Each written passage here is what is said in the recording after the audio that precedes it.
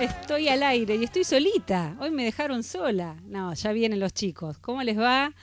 Un gusto reencontrarnos después de 2 semanas que hemos estado sin el contacto directo. Pero bueno, aquí estamos, Pipo Radio. Ahí veo en controles que está llegando Francisco.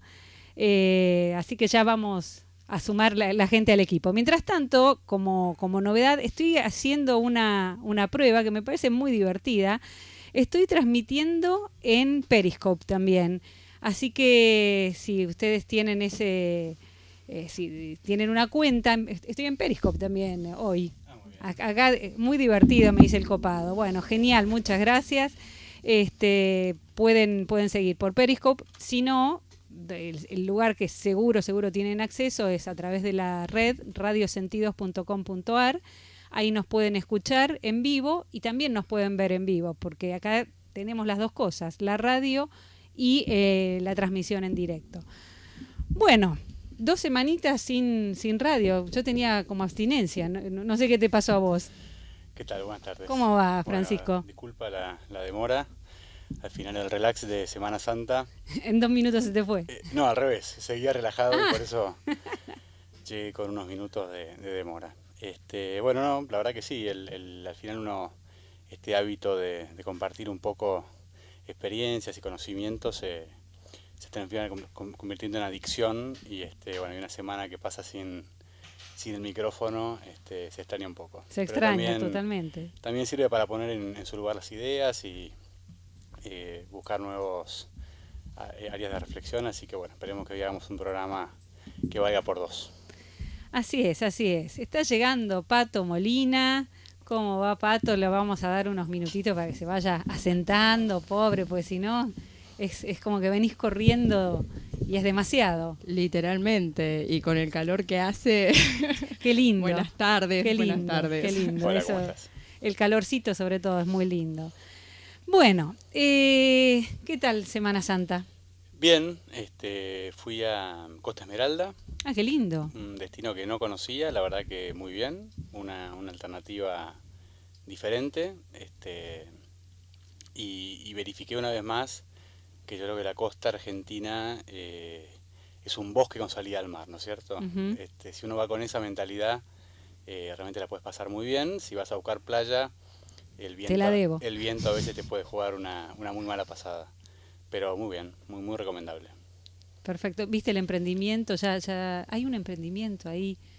Costa Esmeralda creo que es. Sí, no, estuve en una casa dentro de los barrios, digamos. Ah, ya está. ¿Cómo está ese? Mira, tiene 3.600 lotes, entre casas terminadas y obras ya tiene 1.200 ocupados. ¿Cómo se llamaba? ¿Costa Esmeralda se llamaba? No. Sí. Costa Esmeralda. Sí. Ah, sí. Así que, bueno, nada, estuve en una de esas casas que se acaban de inaugurar, así que... Qué lindo, bien, qué lindo. Fuimos con un matrimonio amigo, así que nada, muy divertido. Hubo un poco de controversia en su momento con respecto a ese proyecto, porque habían dicho, y yo más de los renders no vi, que iban a ser como un hotel muy sobre la línea costera, y salieron todos los vecinos a quejarse que iba a tomar parte de la playa. No sé en qué quedó eso.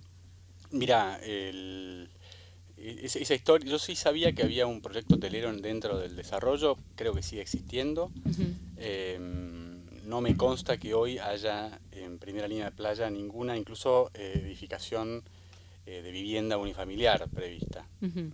Te diría que el paisaje está bastante controlado, así que nada, si eso en un momento se planteó, yo creo que está descartado y bueno, y ojalá que mantengan ese ambiente agreste que todavía tiene. Totalmente, porque eso es uno de los de las cosas que a veces en aras de hacer algo, de un desarrollo, de crecer, de crear, a veces uno se olvida del atractivo natural y lo terminamos reventando en cómodos 50 años, como ha pasado, por ejemplo, con unas cuantas ciudades que no voy a nombrar porque si no van a salir a pegar.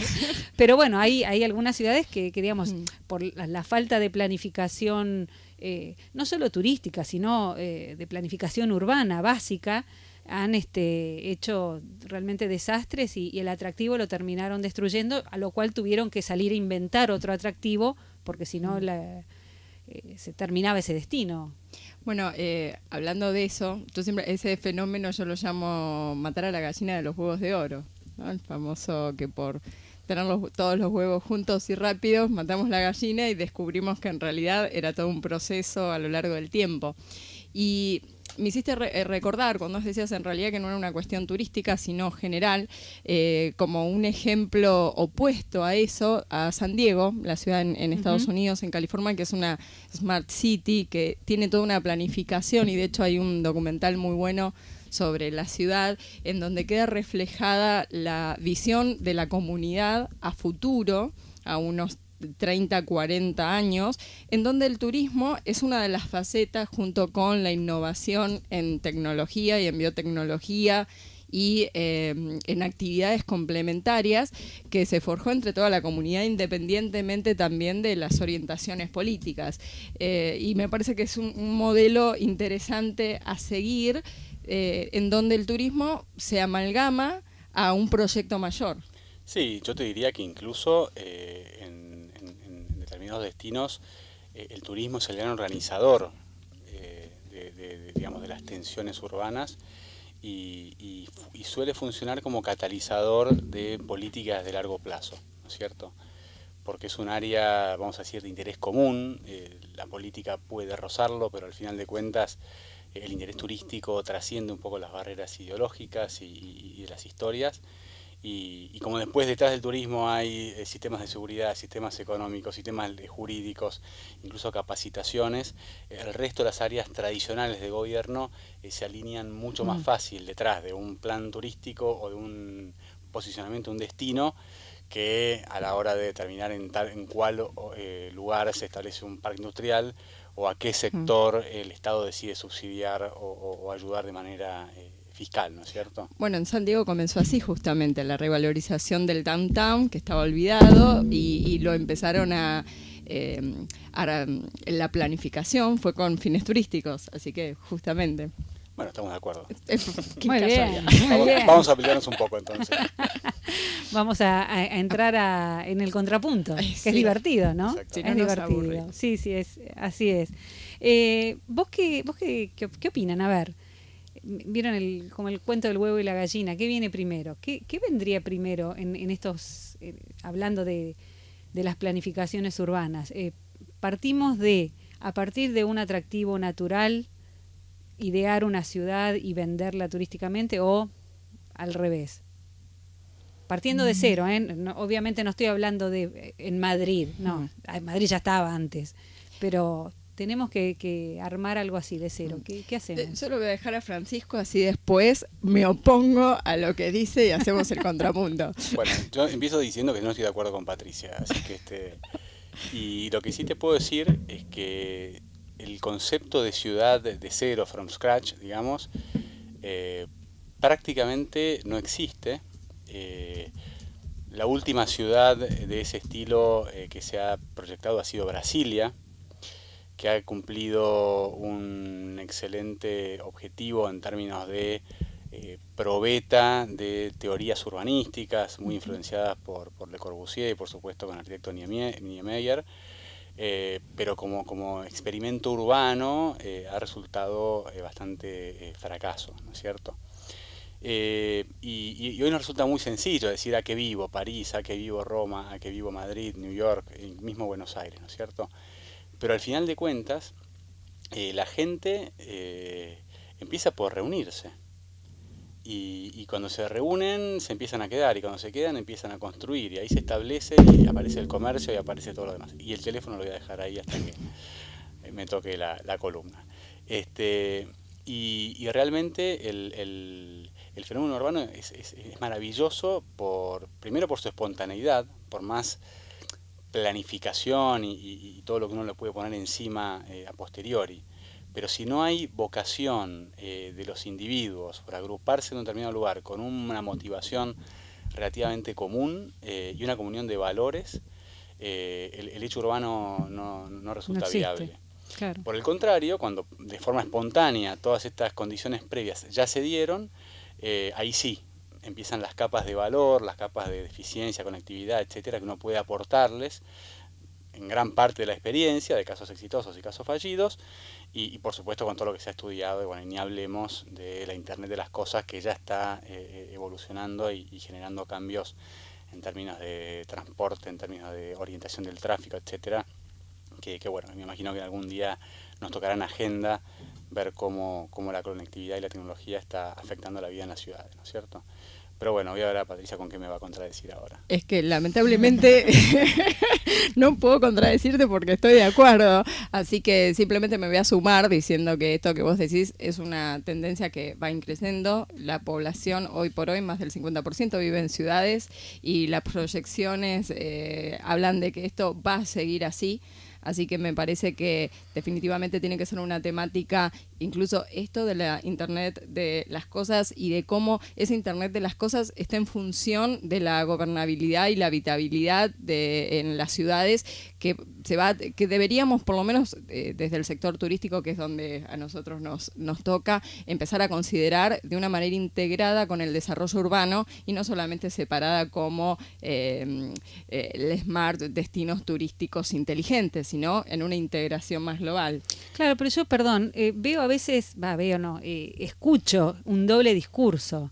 O sea, todo esto que se plantea en las grandes, en las oficinas gubernamentales, se dibuja en los papeles, pero después viene Uber y se arma un revuelo nacional.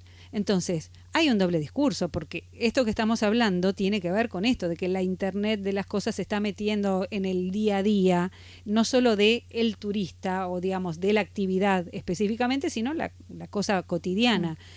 Y tenemos este doble discurso, ¿no? Que bueno, vamos al futuro, avancemos, qué sé yo, pero con leyes de hace 50, 60 años atrás. Entonces ahí es donde no hay voluntad, y eso se ve que no hay voluntad, o por lo menos voy a hablar del sector turístico, la voluntad de renovación y de actualización de las normativas deja mucho que desear. Para hacer un mínimo cambio de un punto y coma, doy fe, se tomaron 5 o 6 años y las cosas están como están. Entonces después viene, y te estoy hablando de los departamentos turísticos, después viene Airbnb, un gran revuelo. Bueno, a ver, va a venir Airbnb y va a venir, ya está. Y van a seguir viniendo otros porque está cambiando el mercado y el mercado hace los cambios más rápidos que las leyes. Entonces, bueno, muchachos, vamos a ponernos de acuerdo, ¿no? Lo que escribimos, lo que decimos, que haya una coherencia. Sí, en general las instituciones siempre van más lentas que la dinámica propia de la sociedad o de la comunidad humana y del mercado. Creo que el gran desafío está en que los líderes o los líderes sectoriales, ya sea a nivel de instituciones y referentes, realmente empiecen a poner estos temas en agenda, más allá de, como vos decís, a nivel de discurso, sino realmente en el trabajo y en la planificación real. Yo vuelvo a poner el tema de San Diego porque realmente a mí me impactó, que lo vi hace ya como 2 años. Ellos se adelantaron, San Diego no es un proyecto de 5 años, sino que la comunidad y los referentes se sentaron a decir qué es lo que queremos de acá a 50 años en función de este contexto que está cambiando y cuál es la proyección del contexto que nosotros hacemos. Yo me acordaba la otra vez que vos decías que para construir el hotel uno tiene que... Una cosa son las expectativas que son dinámicas y es más del servicio inmediato, y cuando uno proyecta un hotel es a largo plazo y ahí uno tiene que ver el contexto, pero tiene que hacer un ejercicio imaginativo de proyección, que es, me parece, que lo que está faltando, donde tenemos un poco la tarea pendiente. Sí, es una tarea muy complicada, porque... les recomiendo la columna de Santiago Bilinkins, El futuro del futuro, y es increíble. Sí. Realmente, si la mitad de lo que él dice en esa columna es real, el mundo dentro de 15 años se va a parecer bastante poco al que tenemos hoy. Así que en ese sentido, en ciudades que se planifican para 50 años, más vale que tengan grados de flexibilidad, porque si no quedaremos encorsetados en nuevos esquemas que que cada vez nos va a resultar más difícil adaptarnos, ¿no es cierto? Y para prestar atención, porque Santiago Bilinskis hace 5 años hablaba de cómo la tecnología iba a llegar a reemplazar prótesis y hacer las mecánicas, y eso ya está. Ya está. Y en su momento era ciencia ficción. Sin dudas. Bueno, ¿qué tenés para nosotros, Francisco? Yo sé que has hecho los deberes como los chicos, viste que te vas de fin de semana largo y te dan 4 kilos de tarea. Bueno, no fue el caso. No, esta fue un relax, es una excelente excusa para retirarme un poco de mi casa y poder poner algunas ideas en orden. Así que bueno, en este ratito, antes del corte, y después pasamos a entrevistas, etcétera, quiero compartir un poco con ustedes y por supuesto con la audiencia las fuerzas que están en tensión a la hora de expandir un negocio hotelero, ¿no es cierto? El debate en el que me he encontrado y me sigo encontrando envuelto en mi actividad tiene que ver siempre con si la expansión hotelera es el resultado de una estrategia o el resultado de la captura de una oportunidad. En ese sentido, el planteo que me gustaría encarar tiene que ver con, en primer lugar, identificar cuáles son estas fuerzas, digamos, las que tienen que ver con lo que viene de fuera, ¿no? El contexto que cambia, el mercado, la legislación, el gobierno, el Estado, etcétera, el destino, desde luego, y qué podemos hacer nosotros para participar de ese mercado también. Entonces, el primer punto que tiene un poco que ver con esto de los entornos urbanos, etcétera, tiene que ver con la conectividad, ¿no es cierto? Esa es una palabra que si hoy hablamos de conectividad pensamos en Wi-Fi, pensamos en Internet, pensamos en teras, en bytes, en lo que fuera, pero yo a mí me gustaría irme mucho más atrás y empezar a pensar en los primeros negocios de alojamiento espontáneos que básicamente se daban en los cruces de camino, en el cambio de caballos, en el puerto, etcétera, ¿no? Que al final eran el modo rudimentario, preanalógico, donde el ser humano se conectaba, ¿no es cierto? En ese momento la conectividad era física y hoy se da vía directamente digital, ¿no es cierto? O sea, perdóname, la oferta iba a la demanda. O se encontraban. Se encontraban. Eso casi de hoy mismo, hoy es irrelevante, ¿no? El mercado libre, quién compra y quién vende. Al final es un lugar donde se dan las transacciones, digamos. Entonces, si uno va a pensar en un hotel o en un próximo hotel, lo primero que debería mirar es qué grado de conectividad tiene ese lugar con mi producto, con mi mercado objetivo, etcétera, ¿no es cierto? Llevado a mí me encanta usar una frase que uno debe hacer hoteles allí donde la gente pase por la puerta. Después, desde luego, es importante tener una idea de la macro, ¿no? De cómo se están moviendo los números del lugar donde yo voy a desarrollarme. Ninguno de nosotros es experto en macroeconomía, no es este el espíritu de este espacio, pero sí me gustaría dejar por lo menos un tip de decir, miren, si podemos mirar un solo dato, miremos la relación del tipo de cambio. Uh-huh. Uno va a donde su dinero vale, ya sea para pasear, ya sea para trabajar o ya sea para organizar una convención. Desde luego, este es un negocio de gente, que todavía requiere de un enorme volumen de personas que están detrás de la prestación de estos servicios, y es muy importante saber que en aquel lugar donde vamos a crecer hay gente que va a poder cumplir la promesa, ¿no es cierto? Que va a ser el delivery de alguna manera del servicio o de la propuesta de valor que yo estoy llevando. Y desde luego, ¿quiénes son mis clientes? Y ver si mis clientes están ahí, si mis clientes me van a acompañar a ese lugar y si yo voy a ser capaz de llevarles mi servicio al cliente. Entonces, fíjense todo lo que tuvimos que mirar y todavía no sabemos si vamos a hacer un hotel, un departamento turístico, o vamos a construir una ciudad para que la gente venga, o estamos planificando Santiago para los próximos 50 años. Hiper simplificado, podemos decir que las motivaciones por las cuales esta gente, estos destinos, etcétera, van a venir, o es por alguna obligación relacionada con mi trabajo, con mi economía, o alguna función relacionada con mi persona, ¿no es cierto? Y ahí entra vacaciones, salud, formación, etcétera, etcétera. De vuelta, si yo tengo que volver a ponerle un título a lo que tiene que ver con las motivaciones, tendría que decir que hablamos de networking, ¿no es cierto? Al final, en general, viajamos para encontrarnos. Hasta el tipo uranio que se pone la mochila y se va a recorrer el Machu Picchu, al final del día está esperando encontrarse en ese hostel, en el camino, o mismo con una experiencia, con alguien, con algo o con algo que lo trasciende, pero al final, desde luego que cuando salimos de casa, esperamos encontrarnos. Desafortunadamente para los que desarrollamos hoteles, la competencia ya está ahí, ¿no es cierto? Y en esto de acá también me gustaría echar por tierra otro mito, ¿no? Que uno dice, bueno, yo quiero ir a donde no haya hoteles, a donde no haya competencia. Y si no están es por algo.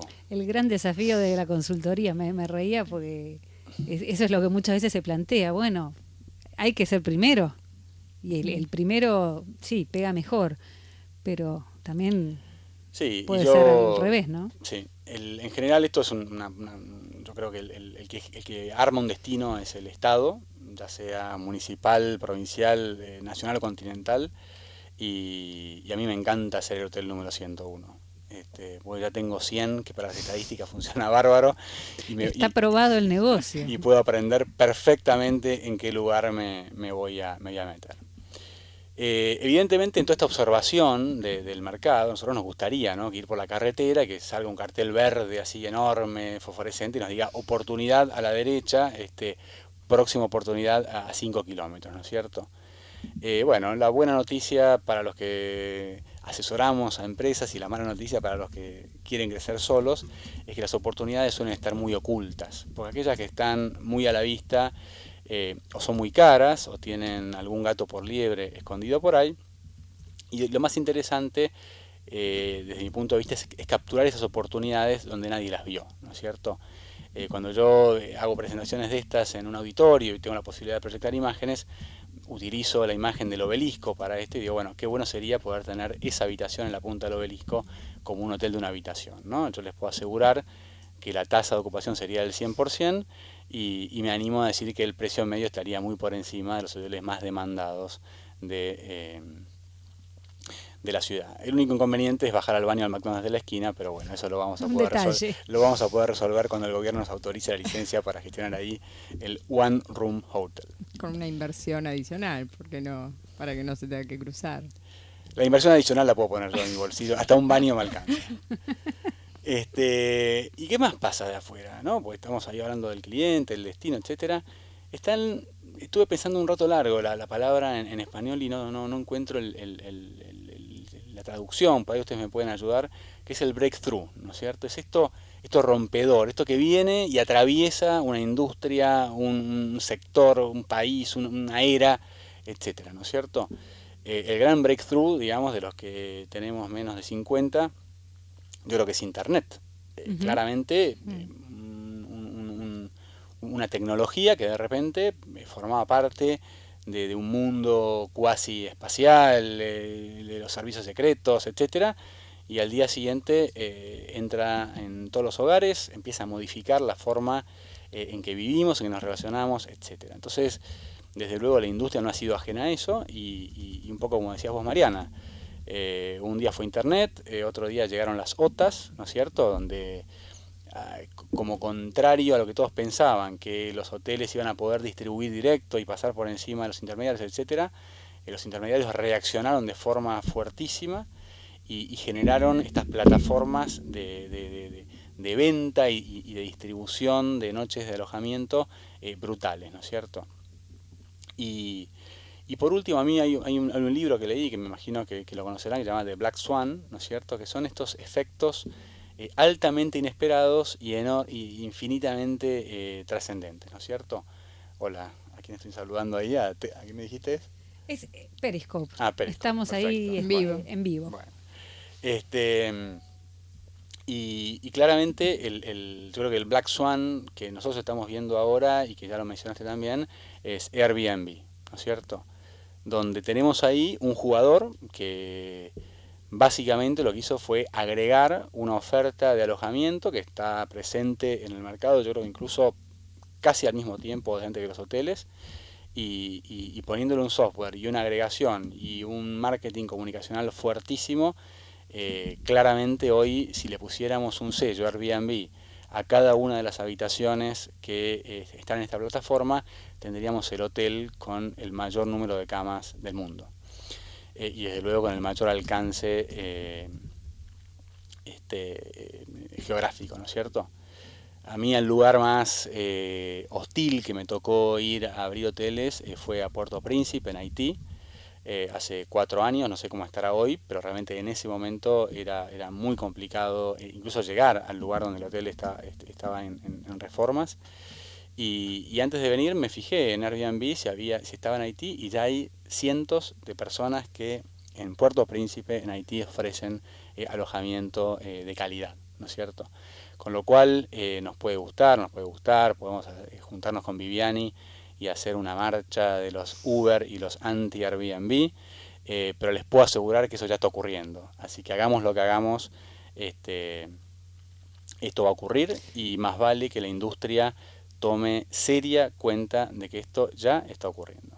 Esto me hace acordar un poco a cómo diseñan los parques los japoneses, viste que nosotros estamos acostumbrados a, bueno, por acá se va el camino y lo dibujamos como nos parece, como luce simétrico, como es perfecto. Pero no es la conveniencia de la gente. O sea, la gente después atraviesa y camina por el pasto y hace otros caminitos, pero porque le da lo que en la web se habla de usabilidad. Bueno, el usuario es el que usa las cosas, el que le encuentra a lo mejor un uso que no era el original. Entonces, esto es como dirigir la vida del otro cuando el otro le quiere dar el uso o consumir ciertas cosas. No es porque nos ponemos la camiseta y somos de River, de Boca, de hoteles o de Airbnb o de Uber taxis. Da lo mismo, en algún momento vas a usar un taxi, en algún momento vas a usar Uber, en algún momento vas a ir a un departamento, en algún momento vas a ir a un hotel. O sea, todo depende del contexto, ¿no? Pero quizás venimos de esta cosa tan encorsetada. Doy vuelta a la cámara. Hola, Periscope. Venimos de esta cosa tan encorsetada que tenemos que empezar a cambiar. Bueno, vamos a un pequeño cortecito y seguimos en la segunda parte.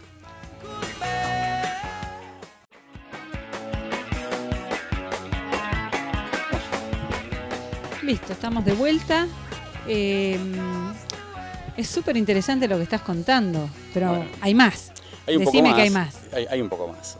Bueno, como resumen de lo que podemos ver desde afuera, digamos, habíamos empezado la charla hablando de qué tanto había de oportunidad y qué tanto había de estrategia, ¿no es cierto? Así que en ese sentido podemos resumir que todo lo que viene del exterior, digamos, que al final no lo controlamos, pero lo podemos observar, lo podemos medir, lo podemos calibrar, tiene que ver con la gestión de la oportunidad, ¿no es cierto? Cuanto más cerca estemos de lo que pasa a nuestro alrededor, mejor podemos relacionarnos con ellos y desde luego generar nuevos y mejores negocios. Cuando empezamos a mirarnos adentro, es decir, a ver, ¿qué tengo yo para participar en este mercado, en este destino, en esta nueva industria, en este sector? Lo primero que tenemos que hacer es escuchar. Escuchar, y cuando terminamos de escuchar, volvemos a escuchar. Porque hay mucha información dando vueltas, hay mucho adentro nuestro que tenemos que escudriñar antes de dar el primer paso. Y cuando terminamos de escuchar, a mí me gusta esta secuencia de escucho, entiendo y luego recién hago, ¿no es cierto? En esto es importante dominar la ansiedad, ¿no es cierto?, de lanzarnos rápidamente a un mercado o intentar convencer a un inversor o a un operador o a una marca o a quien fuera de que este es un muy buen lugar para hacer un hotel. Y el primer, vamos a poner test, ¿no?, o el primer punto del checklist que deberíamos tener es, ¿estamos pensando que esto es un negocio? Porque la vida hotelera, desde el punto de vista del usuario, digamos, con independencia del presupuesto que manejemos y de la motivación que nos lleve fuera de casa, es una experiencia que en general está asociada al disfrute, ¿no es cierto?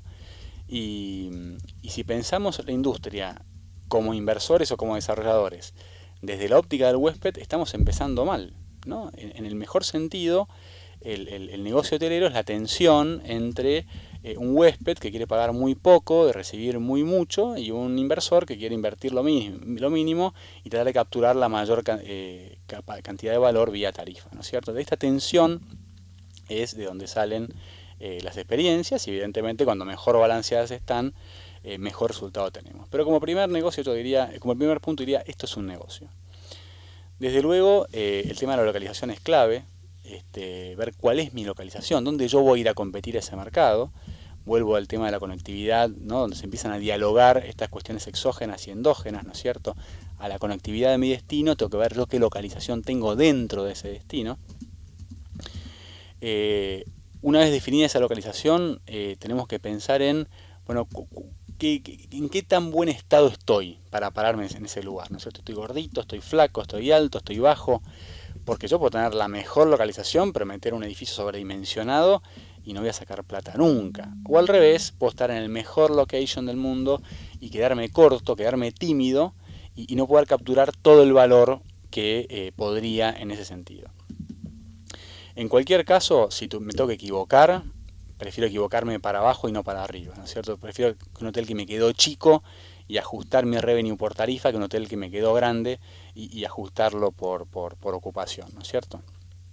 Cuando más o menos tengo claro que esto es un negocio, tengo una buena localización y sé que mi grado de, digamos, mi silueta es la adecuada para ese destino, tengo que empezar el fine tuning, ¿no es cierto? Es decir, cómo me diferencio, cómo el cliente me va a percibir como exclusivo, y cómo voy yendo y viniendo entre lo que yo creo que soy, lo que el mercado me pide que sea, y dónde yo me puedo estacionar de cara a este cliente que además es variable.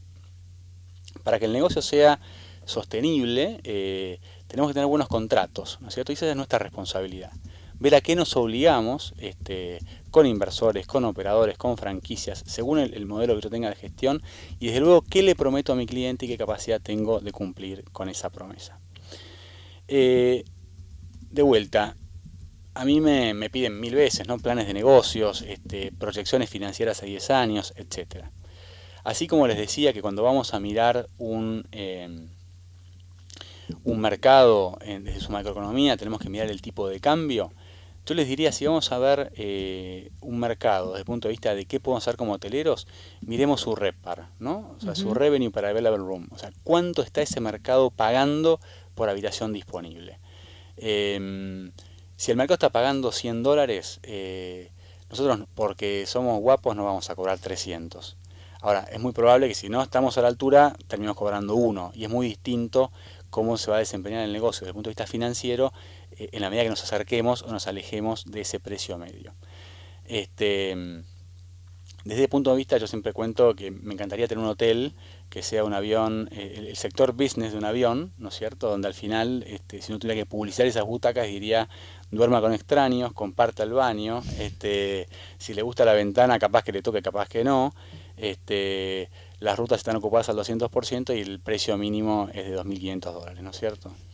Si hay ejecutivos no sé, anoche el presidente de la Argentina viajó a Estados Unidos, me imagino que habrá viajado en ejecutiva, habrá pagado algo parecido a los $2.000, $3.000, y encantado de la vida, ¿no es cierto? Y seguramente hoy está durmiendo en Estados Unidos en una habitación que por ahí vale la 10ª parte y tiene el triple de metros cuadrados, ¿no es cierto? Y prestaciones.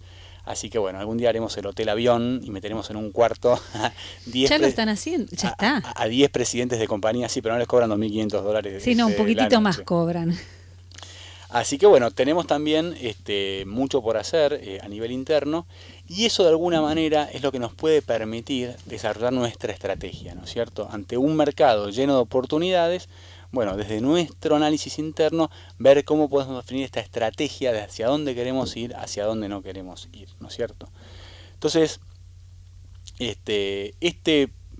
recorrido velocísimo que hicimos sobre la cabeza de un desarrollador hotelero y ver qué tengo que mirar afuera, qué tengo que mirar adentro, en mayor o menor medida es lo que está atravesando las cabezas de grupos enormes a nivel global el día de hoy, y señores románticos que siempre soñaron con tener un hotel y están reconvirtiendo su casa rural en un casi lodge de 3 habitaciones, ¿no es cierto? Evidentemente los riesgos y las escalas, para bien o para mal, de un negocio y otro, podemos, evidentemente serán diferentes según el tamaño del negocio al que nos estemos asomando. Voy a tirar algunos datos que son interesantes y que pueden ponerle un poco de perspectiva a esta charla. A día de hoy, según la base de datos de Top Hotel Projects, hay 6.727 proyectos hoteleros en marcha, ¿no es cierto? El pipeline mundial está hablando de esta cantidad de hoteles a nivel global. Eso, vamos a decir que pongámosle un promedio de 150 habitaciones por habitación, por hotel. Estamos hablando de un millón de habitaciones que se están incorporando al mercado. De vuelta, a $100.000 de inversión por habitación promedio, estamos hablando de 100.000 millones de dólares de inversión. Calculemos que esta industria va a ocupar 0.5 empleados equivalentes full time por llave, estamos hablando de 500.000 puestos de trabajo en marcha en el mundo, ¿no es cierto? Entonces veamos la potencia que tiene esta industria y la importancia de realmente hacer una muy buena lectura de la oportunidad y tener muy clara mi estrategia para poder participar y capturar la mayor cantidad de valor de estos números que realmente son colosales. Aprovecho y te cuento que acá tengo los datos de los proyectos en Latinoamérica. De los 6.700 que contaste... 27. Ahí está, 6.727, hay 869 en construcción en Latinoamérica. Y son 153.102 habitaciones. Hay 176 proyectos, o sea, de todos esos, de los 869, 414 están siendo construidos, bien. 176 están por empezar en cualquier momento y 279 en las primeras etapas. O sea que es un número interesante, ¿no? Y pues es que justo estaba leyendo hoy que The Moxie, que es la cadena para millennials de Marriott, ¿no? Sí. Salió Hilton, obviamente no podía quedar fuera. Para fines del 2016 tiene prevista la apertura de su primer hotel en Latinoamérica.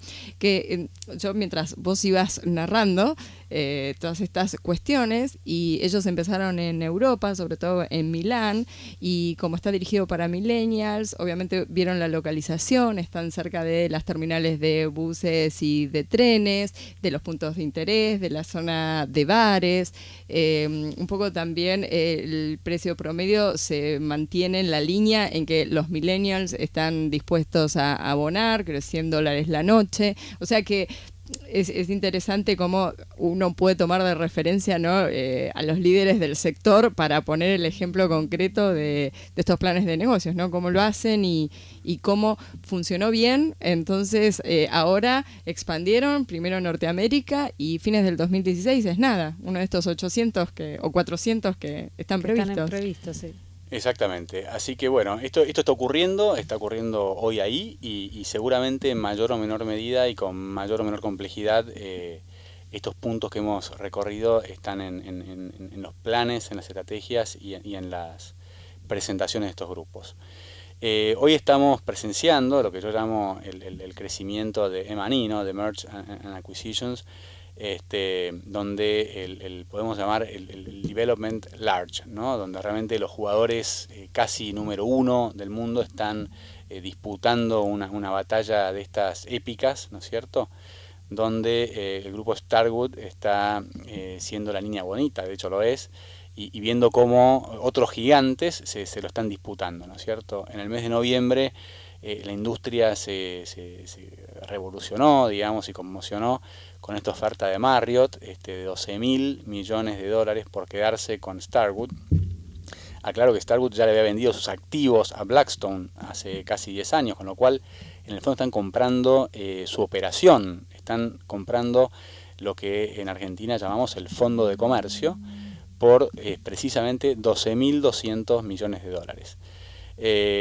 Cuando todos pensábamos que esto ya era un hecho y había dudas si se iba a llamar Starriott o Marwood o cómo se iba a llamar el grupo, unos señores que parece que van a liderar el mundo, de que son varios, que vienen de un país que se llama algo así como China, con un fondo que se denomina Unbanked, dijeron, señores, si vamos a apostar en serio, y pusieron arriba de la mesa una carta de intención por $15.000 millones en el mes de marzo.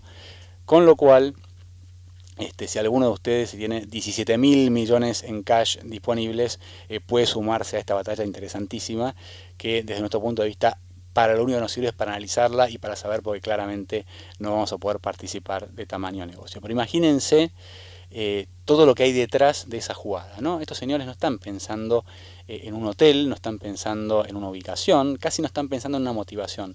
Están comprando un mercado para estar ahí cuando todos estos cambios empiecen a ocurrir, ¿no es cierto? Después hay una segunda escala un poco más modesta, que me gustaría llamarle Development Medium, digamos, dentro de este crecimiento corporativo.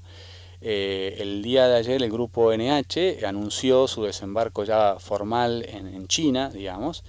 Para que se den una idea, NH es una empresa que tiene 35 años y tiene hoy por hoy 400 hoteles en 22 ciudades, ¿no es cierto?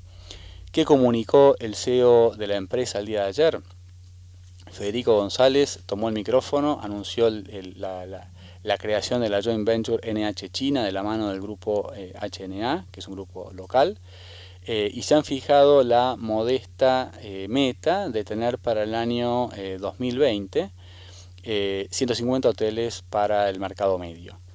150 hoteles, si lo comparamos con los 6.227 que están en desarrollo, con los 15.000 millones de dólares que están invirtiendo por quedarse con Starwood, parece un número menor. Pero si los comparamos con los 400 hoteles que hoy NH tiene abiertos, es una compañía que está incrementándose en 1/3 en los próximos 4 años, ¿no es cierto? O sea que imagínense de qué estamos hablando. El tamaño. Del tamaño, de la agresividad de estas operaciones y de los requerimientos de crecimiento de vía mercado, ¿no? Ya no crecimiento hotel no hotel by hotel, sino directamente mercado, market by market, ¿no es cierto? No sé si hoy o la próxima vamos a escuchar a la directora de proyectos del grupo FEN, que yo creo que es un excelente ejemplo en Argentina, donde ellos todavía están en esta etapa de un one by one, donde van creciendo hotel por hotel de una manera súper prolija, artesanal y con un cuidado enorme del detalle, pero sin lugar a dudas, cuando el grupo FEN llegue a niveles de 30, 40, 50 hoteles, o se van a convertir en un producto atractivo para alguien que quiera venir a comprarles al mercado, o ellos tendrán el músculo financiero o la reputación ante los fondos como para salir de manera más agresiva a buscar ahí el negocio. Mira, justo, perdóname que te interrumpa, justo en la última revista Hotels, la muestro ya al aire, sale justo una nota a Patricio Fuchs de FEN.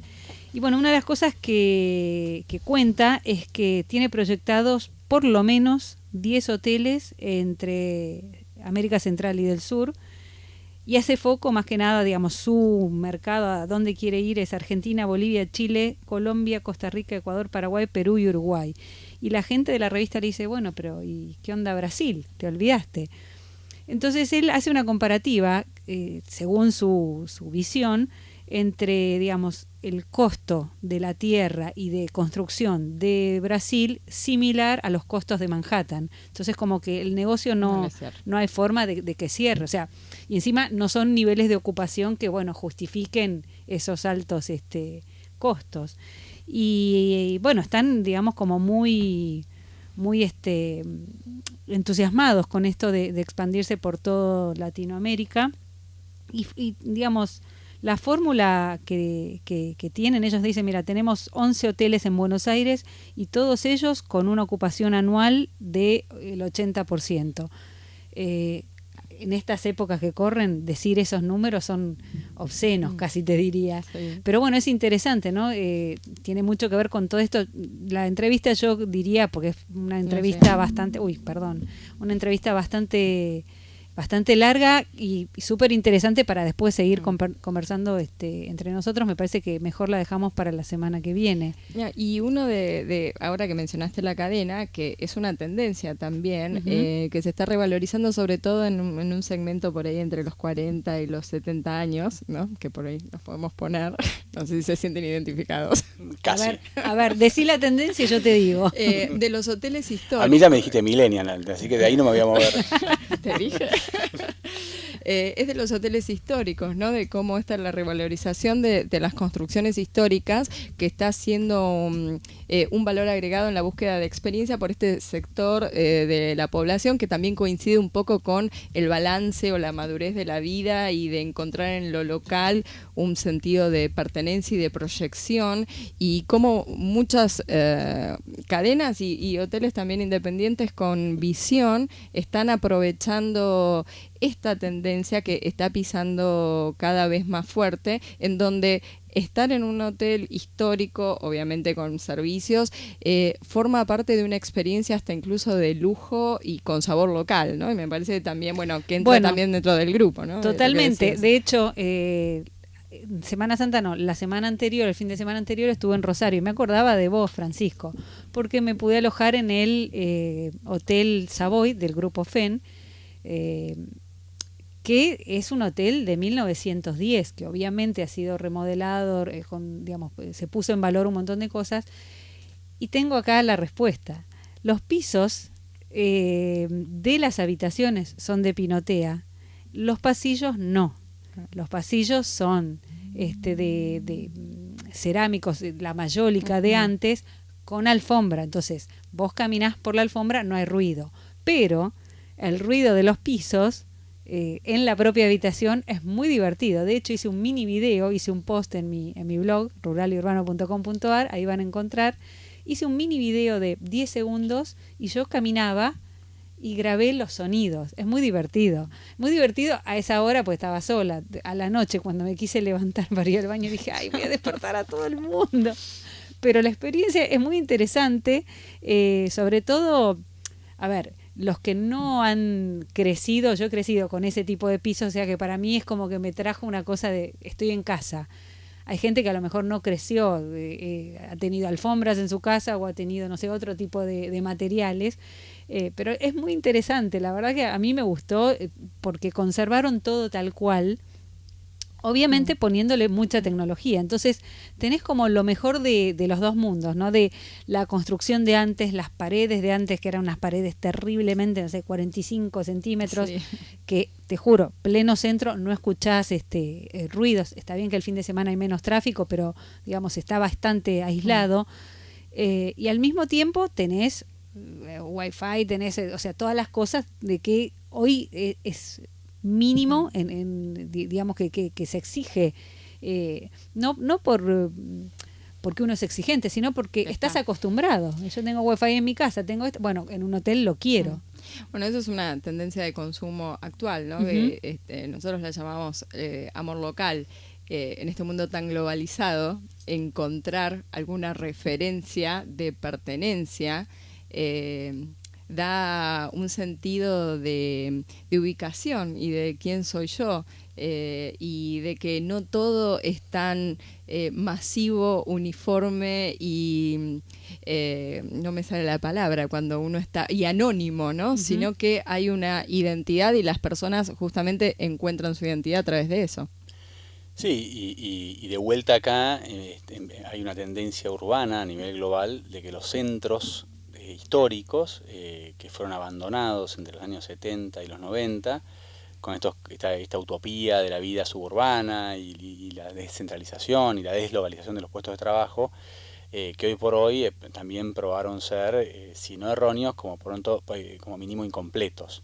Entonces hay toda una revalorización de volver al centro urbano, de empezar a revitalizar eso desde el punto de vista de peatonalizar las calles, generar sistemas de comunicación y de transporte alternativos, y eso le ha dado a estos edificios con un carácter muy muy especial y obviamente muy muy muy atractivo desde el estético, nuevos usos y nuevas funciones. Y claramente el uso hotelero tiene un rol fundamental para actuar ahí, porque es un negocio o es una actividad que genera no solamente ingresos, sino que genera vida los 7 días de la semana.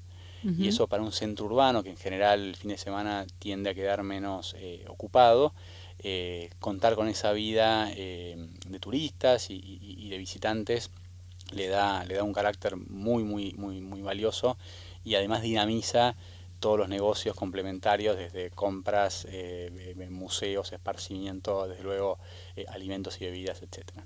Sí, como vos bien decís, le da vida a un barrio, ¿no? Y en definitiva a la ciudad. Si no, es como que esos lugares, bueno, que son muy lindos, como Brasilia, ¿no? Que son muy lindos, arquitectónicamente están bien pensados, pero les falta un componente... La escala humana. Exacto, ¿no? Que ¿no? ese fue el tema de nada Brasilia. más ni nada menos. Sí, yo estoy seguro que si uno le preguntaba a una persona de 18 años, hace 20 años, cuál era su sueño para moverse, la mayoría diría, bueno, yo quiero, no sé, el último auto que salió, con la mayor cilindrada, con tal potencia, etcétera. Y yo creo que hoy por hoy, seguro, desde luego que eso sigue vigente, pero yo creo que hay un porcentaje que ya está pensando en su bicicleta eléctrica, en otras opciones de movilidad que no solamente son sustentables, etcétera, sino que además son mucho más prácticas y más cómodas para moverse dentro de la ciudad, que es este entorno que es súper valorado hoy y que yo creo que va a tender a una concentración enorme en los próximos años. Bueno, se nos está acabando el tiempo, no tenemos mucho más. Acá Alejandro ya me está mirando mal. Como recién lo comentamos, la semana que viene vamos a tener la entrevista con Georgina, que es la directora de proyectos de Fenoteles, que nos va a contar un montón de cosas. Y por lo pronto nos seguimos conectando a través de los blogs de cada uno de nosotros, ruralyurbano.com.ar, de innovarom.com, www.elfuturodelturismohoy.com. Perfecto, nos estamos viendo la semana que viene, nos escuchamos y sigan sintonizándonos. Muchas gracias.